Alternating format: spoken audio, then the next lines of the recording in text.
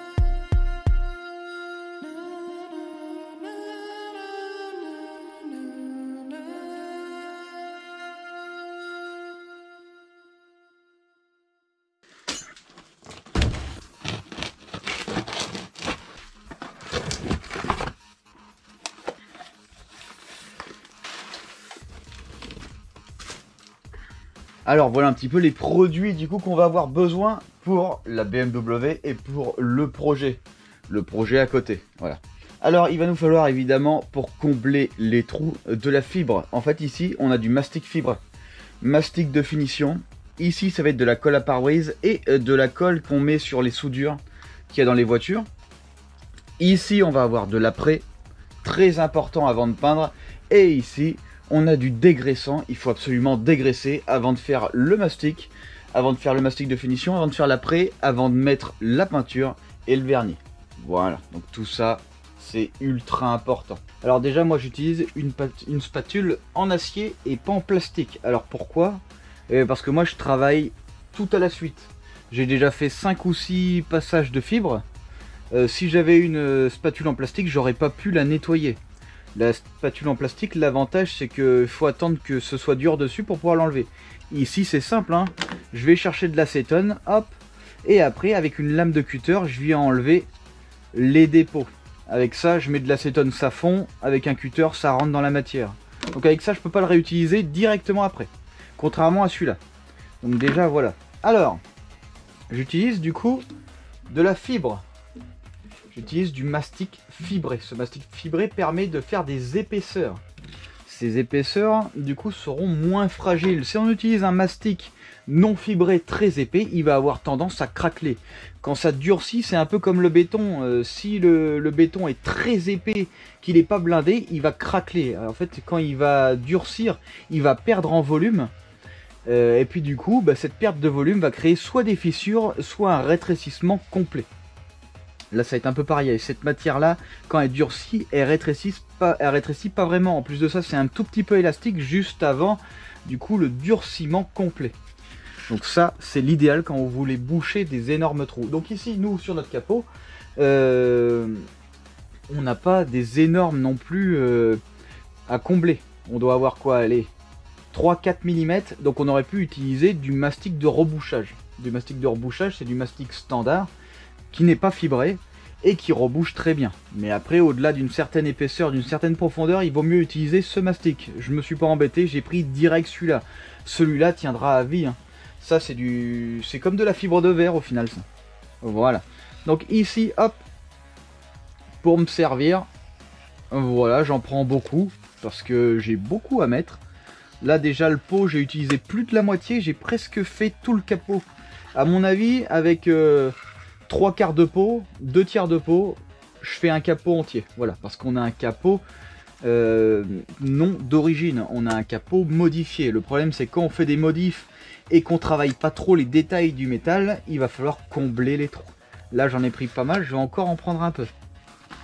Maintenant, ce que je fais tout de suite, c'est que je vais refermer directement mon pot. Alors déjà, parce que l'air libre, en fait, c'est préaccéléré. Ça veut dire qu'en fait, si je le laisse ouvert, bon, il faudrait vraiment attendre vraiment très longtemps. Si je le laisse ouvert très longtemps, au bout d'un moment, il va durcir. Voilà, et nous, on veut pas ça. En plus de ça, si je le laisse ouvert, j'ai des chances de contaminer, du coup, ma fibre. Ma résine fibrée. Et ça, je veux absolument pas.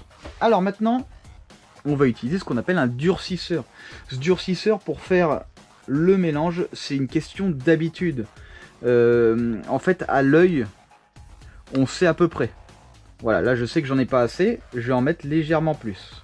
Voilà, là je sais que j'en ai assez. C'est à peu près ça les quantités. Pour vous dire, on dit une balle de golf pour une noisette.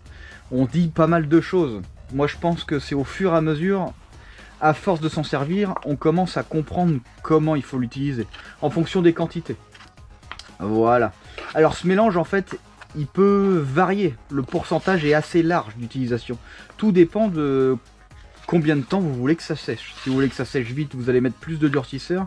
Si vous voulez que ça sèche plus lentement, il va falloir en mettre un peu moins. Par contre, si vous en mettez trop, ça va durcir trop vite et vous n'aurez pas le temps de l'installer, voire ça va craqueler comme je vous l'ai dit tout à l'heure, parce que le durcisseur va attaquer tout de suite. Si vous en mettez pas assez, au contraire, vous pouvez avoir des parties qui ne durcissent quasiment jamais, donc qui restent humides. Le problème, c'est que pour poncer de l'humide, vous foutez en l'air tous vos disques. Voilà, donc là, je mélange. Alors, je mélange de cette façon, comme ça, hop, et je viens réécraser dessus. Ça me permet d'éviter les bulles d'air. Alors, j'en vois souvent qui font comme ceci, qui mélangent comme ça. Apparemment, faut surtout pas le faire. Apparemment. Parce qu'en fait, ça génère des bulles à l'intérieur quand on vient installer le mastic. Après, on a plein de bulles. Bon, ici, c'est pour un fibré, c'est différent. Mais quand on fait de la finition, il vaut mieux pas faire ça. En tout cas, c'est toujours ce que j'ai entendu dire. Du coup, je mélange toujours de cette façon. Voilà.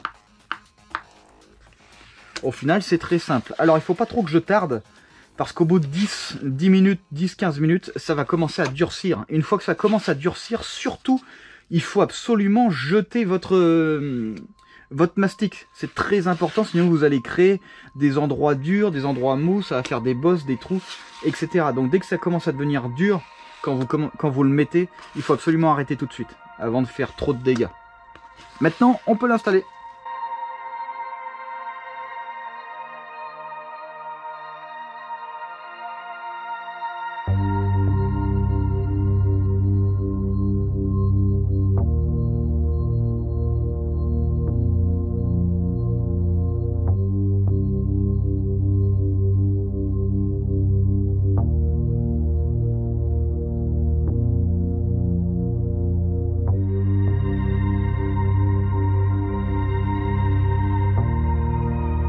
comme on peut le voir, j'ai fait quand même déjà pas mal de place. Donc ici, j'ai une descente, hop, trop brutale. Donc cette descente, je vais l'atténuer. Évidemment, il va falloir que je fasse plusieurs fois de la fibre pour pouvoir atténuer ça. Voilà. Alors ce qu'il faut faire, c'est attendre, bien attendre que la fibre précédente durcisse.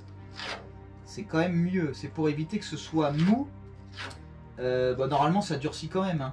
Mais faut pas trop prendre de risques, parce que si quand vous poncez, vous arrivez à la fibre d'en dessous et qu'elle n'a pas durci, et ben là, ça va être problématique. Voilà. J'applique bien, je fais en sorte que ce soit bien lisse, hop, et que ça fasse bien l'arrondi. Alors attendez, je vais vous décaler un peu, voilà, hop.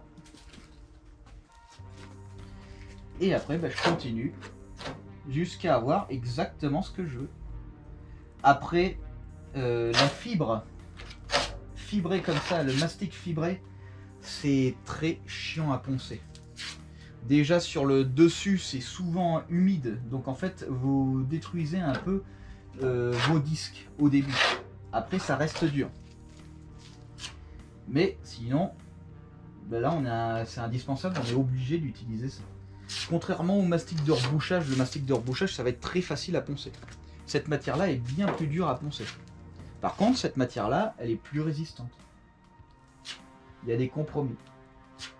Voilà, donc là, j'essaye de faire un truc propre. Le plus propre possible, évidemment, c'est pas même mieux. Comme ça, quand j'aurai à poncer, eh ben, j'aurai quelque chose d'assez, on va dire, fluide, d'assez lisse. Voilà, donc là je vais continuer gentiment jusqu'à ce que j'ai plus de mastic. De toute façon, j'en aurai encore besoin après. Maintenant que j'ai fini de mettre mon mastic, juste avant la prochaine utilisation, vous voyez ici il reste des défauts. Alors j'ai évidemment nettoyé à l'acétone, mais vous voyez ici ça a déjà durci. Donc pour enlever ça, il vous faut juste une lame de cutter. Et vous venez, hop, voilà, enlever. Ça s'enlève tout seul. Hop, et voilà. Comme ça, vous nettoyez vos spatules et vous pouvez les réutiliser instantanément. C'est très facile. Voilà, on vient du coup de réaliser notre capot. Alors évidemment, il y a beaucoup à reprendre. Comme je vous dis, tout est fait main. Et ce qu'il faut savoir, c'est quand vous mettez du mastic, 80%, ça part en poussière, hein. Parce qu'on va combler, on va poncer, il va y avoir des défauts, on va recombler, on va reponcer. 80% de tout ce que j'ai mis comme mastic sur ce véhicule est parti littéralement en poussière. Voilà, c'est vraiment le cas. Au final, j'ai acheté 10 pots de fibres. Alors ça paraît énorme et 3 pots de finition. Mais au final, ben, tout est parti en fumée, en poussière. Bon, ce qu'il y a, c'est que bah, ça vaut le coup parce que c'est quand même pas mal, hein. Comme je vous l'ai dit, l'avantage de la fibre, de la résine fibrée, du mastic fibré, c'est que c'est bien résistant, c'est très résistant. C'est presque aussi résistant que de la fibre de verre. Voilà, peut-être pas autant. Il y a aussi la choucroute polyester qui existe pour combler vraiment des trucs énormes. Ça, c'est si jamais vous avez vraiment besoin, mais c'est plus conseillé pour, on va dire, les carrosseries en fibre ou le travail de la fibre. Si cette vidéo vous a plu, surtout, n'hésitez pas à partager, n'hésitez pas à mettre un pouce bleu si vous avez des questions comme d'habitude en commentaire. Voilà. En tout cas, eh ben, si vous êtes intéressé et que vous n'êtes pas abonné à tout ça, construction complète, enfin reconstruction, customisation complète de ce véhicule, hein. Là on dirait pas, mais le toit il est rabaissé de 15-20 cm. Après, finition fastback, donc ça ce sont des choses qu'on verra futurement, comment j'ai pu réaliser cette partie là, alors qu'en réalité hein, c'est pas du tout fait de cette façon. Le châssis de la Most Wanted qui va bientôt arriver, dès que j'ai la cintreuse je m'y attaque comme je vous dis. De toute façon dès que je la reçois vous le saurez, hein. Je mettrai quelque chose soit sur Instagram, sur Facebook ou même sur YouTube, je mettrai un truc, voilà, un post, comme ça vous saurez quand j'attaque réellement le châssis, parce que évidemment on attend tous que ça, c'est un peu le projet. En tout cas si vous n'êtes pas abonné et que tout ça vous intéresse, rendez-vous sur Madforge Motor.